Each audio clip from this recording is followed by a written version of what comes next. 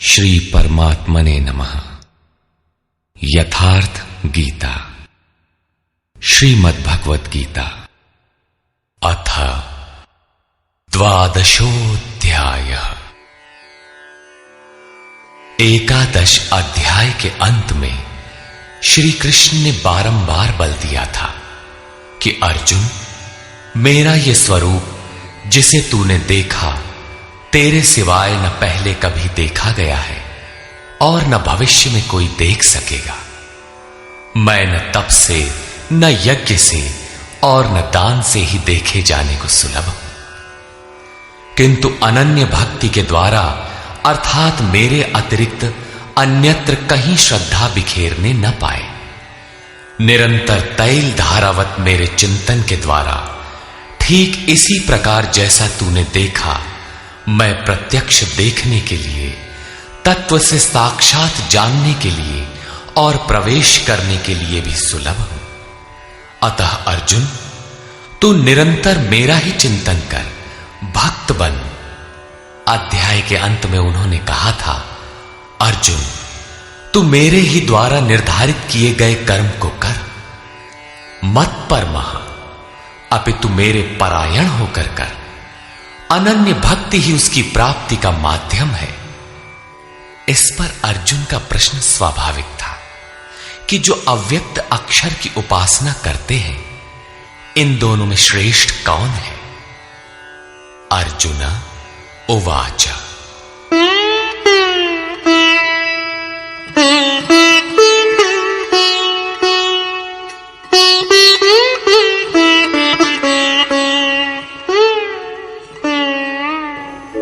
एवं सततयुक्ता ये भक्तास्त्वां पर्युपासते, ये चाप्यक्षरमव्यक्तं तेषां के योगवित्तमाः।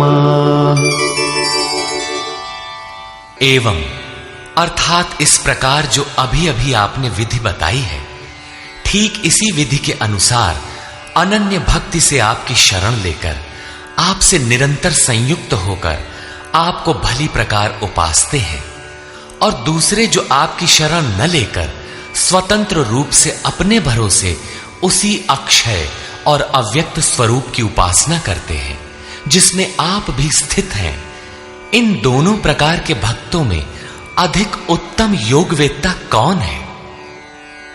इस पर योगेश्वर श्री कृष्ण ने कहा, श्री भगवान उवाच,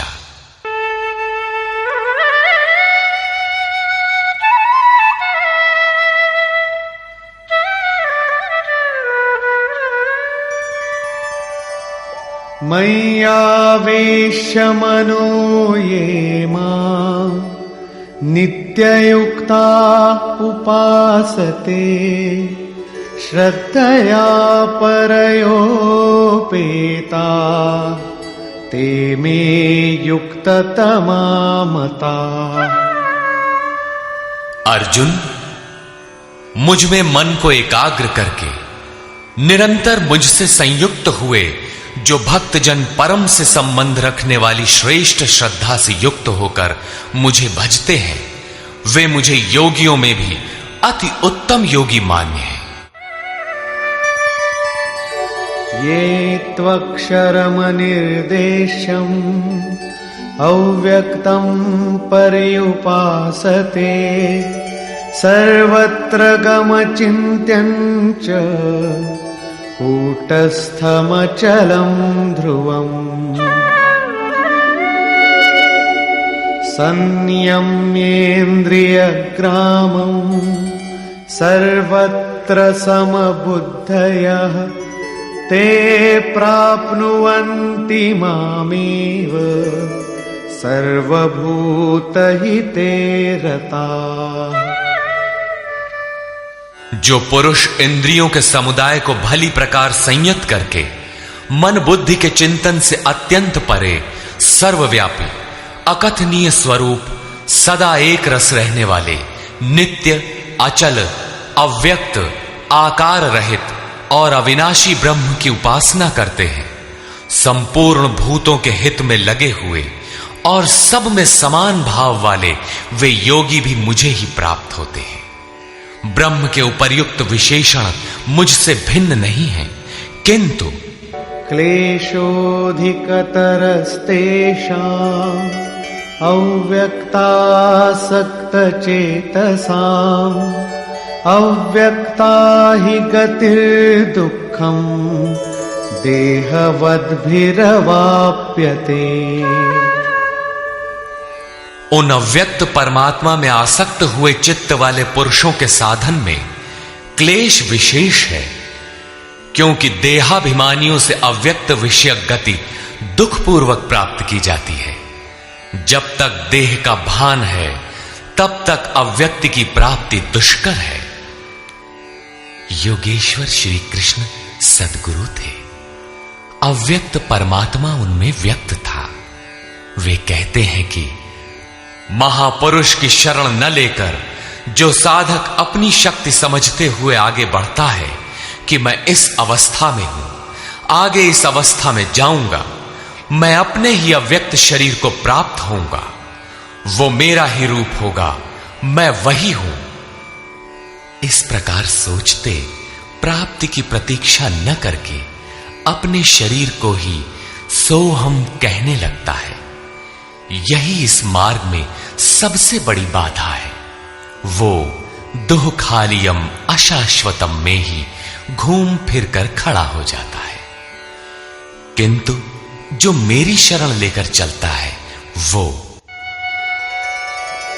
ये तु सर्वाणि कर्माणि मयि सन्न्यस्य मत्पराः अनन्येनैव योगेन मां ध्यायन्त उपासते। जो मेरे परायण होकर संपूर्ण कर्मों अर्थात आराधना को मुझ में अर्पण करके अनन्य भाव से योग अर्थात आराधना प्रक्रिया के द्वारा निरंतर चिंतन करते हुए भजते हैं। तेषामहं समुद्धर्ता मृत्यु संसार सागरात् भवामि न चिरात् पार्थ मय्यावेशित चेतसाम्। केवल मुझ में चित्त लगाने वाले उन भक्तों का मैं शीघ्र ही मृत्यु रूपी संसार से उद्धार करने वाला होता हूं। इस प्रकार चित्त लगाने की प्रेरणा और विधि पर योगेश्वर प्रकाश डालते हैं।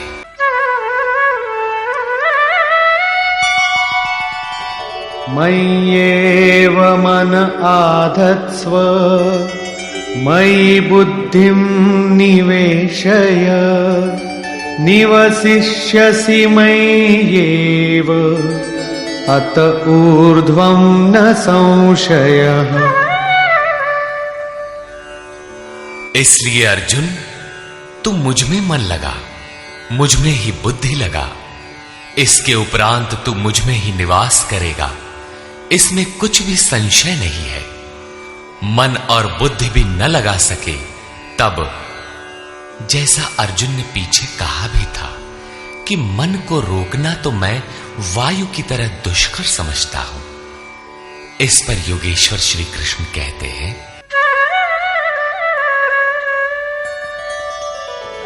अथ चित्तं समाधातुं न शक्नोषि मयि स्थिरम् अभ्यासयोगेन ततो मामिच्छाप्तुं धनंजय। यदि तू मन को मुझ में अचल स्थापित करने में समर्थ नहीं है तो हे अर्जुन, योग के अभ्यास द्वारा मुझे प्राप्त होने की इच्छा कर। अर्थात जहां भी चित्त जाए वहां से घसीट कर उसे आराधना चिंतन क्रिया में लगाने का नाम अभ्यास है।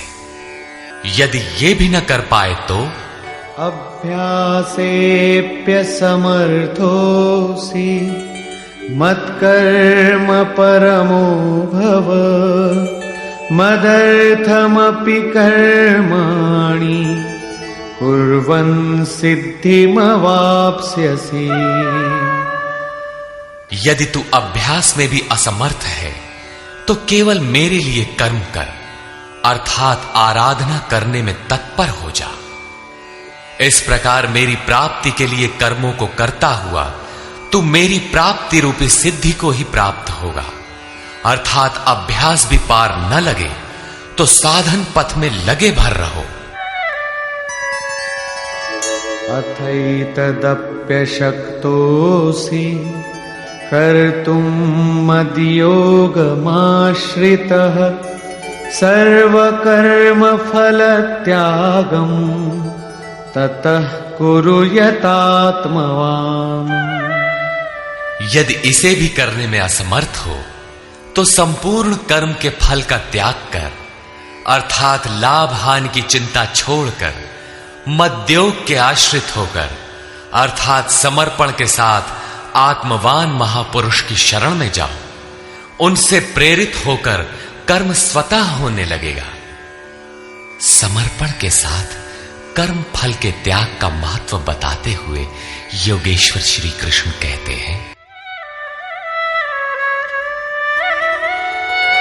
श्रेयो हि ज्ञानमभ्यासाच्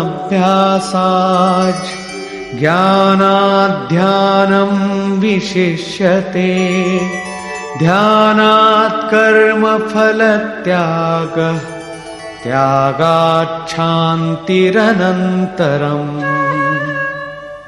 केवल चित्त को रोकने के अभ्यास से ज्ञान मार्ग से कर्म में प्रवृत्त होना श्रेष्ठ है।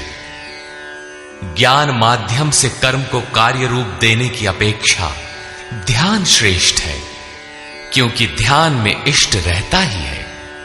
ध्यान से भी संपूर्ण कर्मों के फल का त्याग श्रेष्ठ है, क्योंकि इष्ट के प्रति समर्पण के साथ ही योग पर दृष्टि रखते हुए कर्म फल का त्याग करने से उनके योग क्षेम की जिम्मेदारी इष्ट की हो जाती है। इसलिए इस त्याग से वो तत्काल ही परम शांति को प्राप्त हो जाता है। अभी तक योगेश्वर श्री कृष्ण ने बताया कि अव्यक्त की उपासना करने वाले ज्ञान मार्गी से समर्पण के साथ कर्म करने वाला निष्काम कर्मयोगी श्रेष्ठ है। दोनों एक ही कर्म करते हैं, किंतु ज्ञान मार्गी के पथ में व्यवधान अधिक है। उसके लाभ हानि की जिम्मेदारी स्वयं पर रहती है, जबकि समर्पित भक्ति की जिम्मेदारी महापुरुष पर होती है। इसलिए वो कर्म फल त्याग द्वारा शीघ्र ही शांति को प्राप्त होता है। अब शांति प्राप्त पुरुष के लक्षण बताते हैं। अद्वेष्टा सर्वभूतानां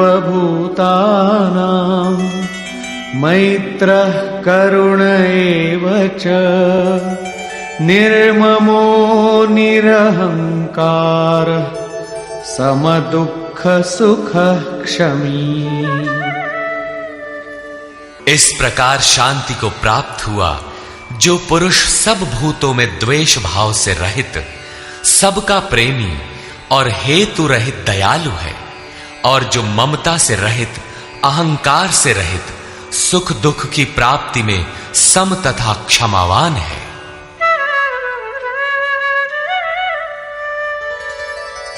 संतुष्टः सततं योगी यतात्मा दृढ़निश्चयः मय्यर्पितमनो बुद्धिः यो मद्भक्तः स मे प्रियः।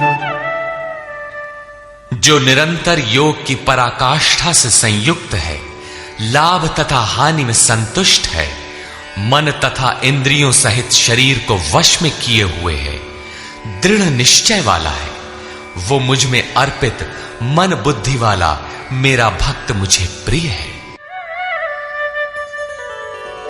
यस्मान्नो द्विजते लोको लोकान्नो द्विजते च यः हर्षामर्षभयोद्वेगैर् मुक्तो यः स च मे प्रियः।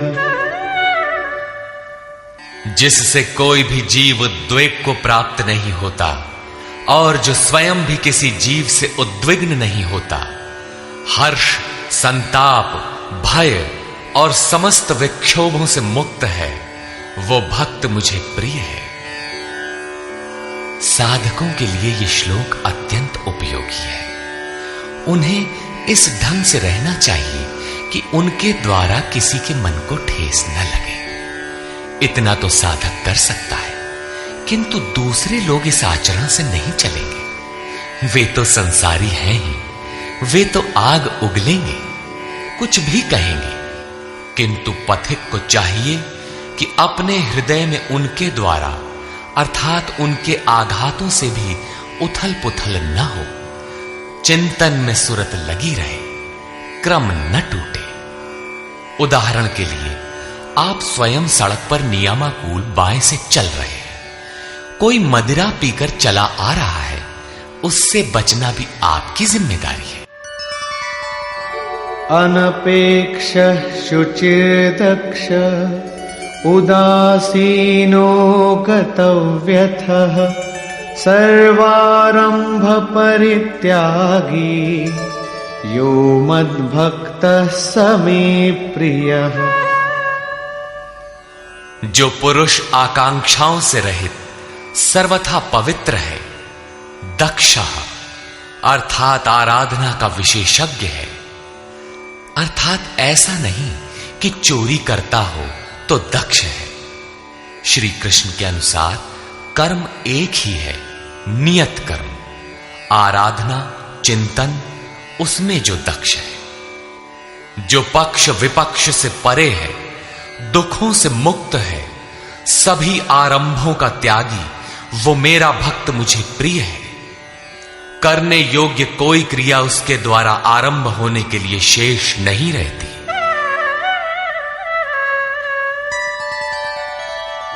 यो न हृष्यति न द्वेष्टि न शोचति न कांक्षति शुभाशुभ परित्यागी भक्तिमान्यः स मे प्रियः। जो न कभी हर्षित होता है, न द्वेष करता है, न शोक करता है, न कामना ही करता है, जो शुभ और अशुभ संपूर्ण कर्मों के फल का त्यागी है, जहां कोई शुभ विलग नहीं है, अशुभ शेष नहीं है, भक्ति की इस पराकाष्ठा से युक्त वो पुरुष मुझे प्रिय है। समः शत्रौ च मित्रे च तथा मानापमानयोः शीतोष्ण सुख दुःखेषु समः संग विवर्जितः।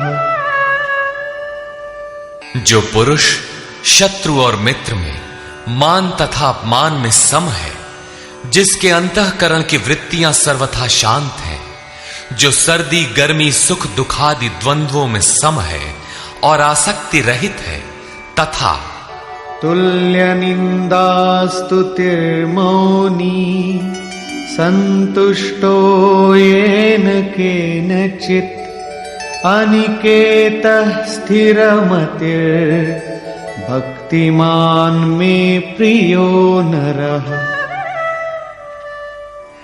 जो निंदा तथा स्तुति को समान समझने वाला है, मननशीलता की चरम सीमा पर पहुंचकर जिसकी मन सहित इंद्रियां शांत हो चुकी है, जिस किसी प्रकार शरीर निर्वाह होने में जो सदैव संतुष्ट है, जो अपने निवास स्थान में ममता से रहित है, भक्ति की पराकाष्ठा पर पहुंचा हुआ वो स्थिर बुद्धि वाला पुरुष मुझे प्रिय है।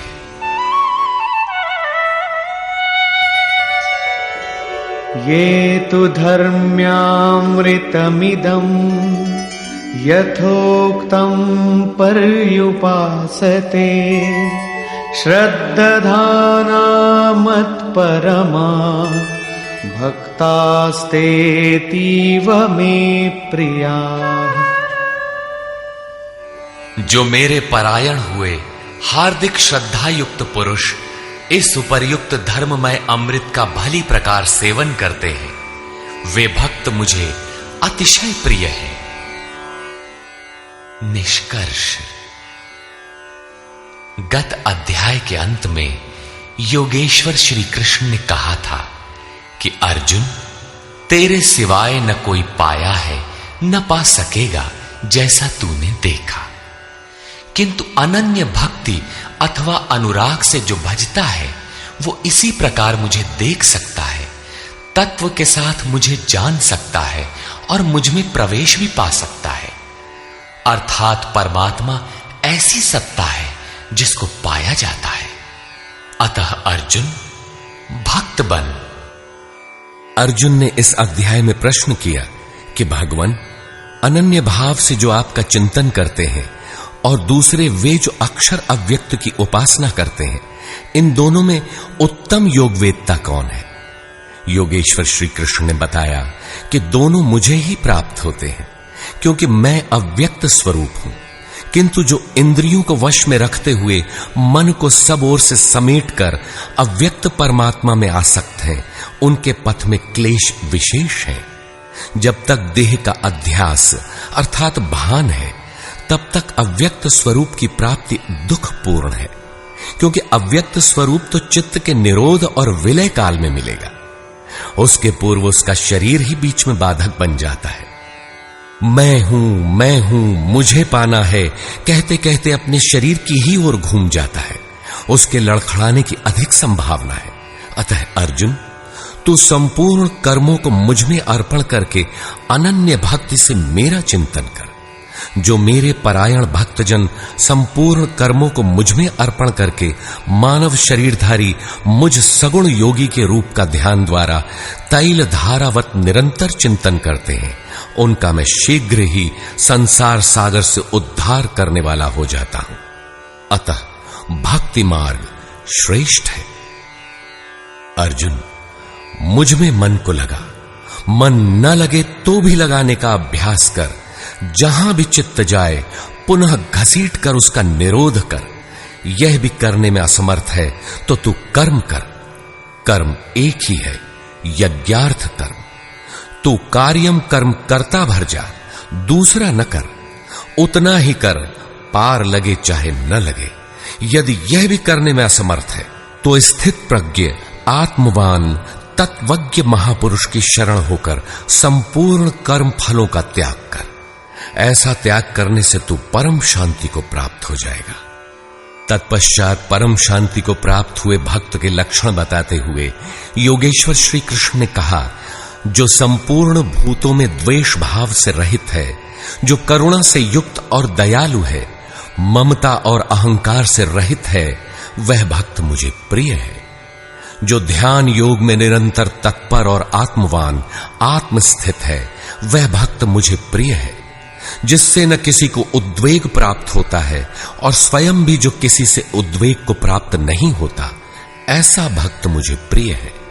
जो शुद्ध है, दक्ष है, व्यथाओं से उपराम है, सर्वारंभों को त्याग कर जिसने पार पा लिया है, ऐसा भक्त मुझे प्रिय है। संपूर्ण कामनाओं का त्यागी और शुभाशुभों का पार पाने वाला भक्त मुझे प्रिय है।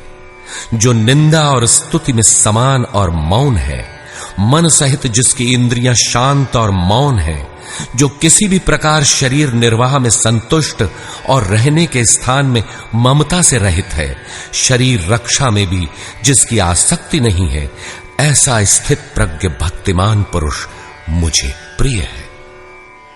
इस प्रकार श्लोक 11 से 19 तक योगेश्वर श्री कृष्ण ने शांति प्राप्त योग युक्त भक्त की रहनी पर प्रकाश डाला, जो साधकों के लिए उपादेय है। अंत में निर्णय देते हुए उन्होंने कहा, अर्जुन, जो मेरे परायण हुए अनन्य श्रद्धा से युक्त पुरुष इस ऊपर कहे हुए धर्ममय अमृत को निष्काम भाव से भली प्रकार आचरण में ढालते हैं, वे भक्त मुझे अतिशय प्रिय है।